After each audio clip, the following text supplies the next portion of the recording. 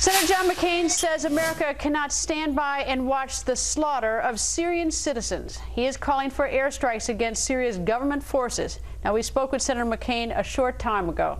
Senator, nice to see you, sir. Thank you, Greta.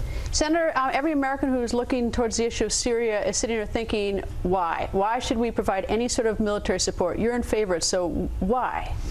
I think for two reasons. One, it's because what America is all about. We went to Bosnia to prevent ethnic cleansing and massacres. We went to Kosovo for the same thing. We wish we had been able to stop the massacre in Rwanda.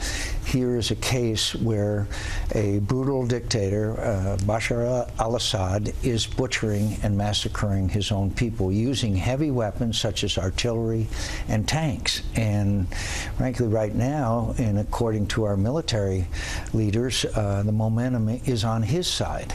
So it's not a fair fight. They're using artillery, they're using tanks, and they're slaughtering people. And we've seen pictures of the worst atrocities they're committing on their own people, with Iranians there and with huge Russian weapons that are being sent into the country. Why do you think Secretary of Defense Panetta is, and I use the term, gently, less enthusiastic or not in your position? I think that Secretary Panetta is concerned about overstretch. We've been in 2 wars, Iraq and Afghanistan, war-weary Americans. I understand all that. I also understand that even though we led from behind in Libya, Libya is now a free country. I met with the Prime Minister of Libya today. He is a former professor at the University of Alabama. So much for Al-Qaeda, remember, who don't know who they are. And he said that they're going to do everything they can to help the people of Syria because their fight is our fight. So one other aspect of it very quickly is that General Mattis, the head of our Central Command, stated to the Armed Services Committee that if Assad fell, it would be the greatest blow to Iran in 25 years. Iran would lose its surrogate and ally. You'd see Lebanon freed up. You'd see a tremendous blow to Hezbollah. You would see, I'm sure you recall that during the Iraq War, suicide bombers and fighters would land at the airport in Damascus and be sent over across the border into Iraq, killing Americans. What would it take? Because Americans are war weary for good reason. This has been a very rough decade, to say the least, on Americans. But what would it entail? It would entail airstrikes. And by the way, I want to repeat again, no boots on the ground and nothing unilateral, even though the administration continues to portray my position as that. We could have a... Meaning you want other countries to join us? Absolutely. Okay. The way that they did in Libya. And they're already, the Saudi foreign minister said they should be arming the rebels. The Kuwaiti parliament voted to do the same thing. We could lead. America's got to lead. The problem I have with Secretary Panetta, the problem I have with the president, is we need to lead, and we can gather this coalition together. Would it be easy? No, it would not be easy. Is it fraught with danger? Yes, it's fraught with danger.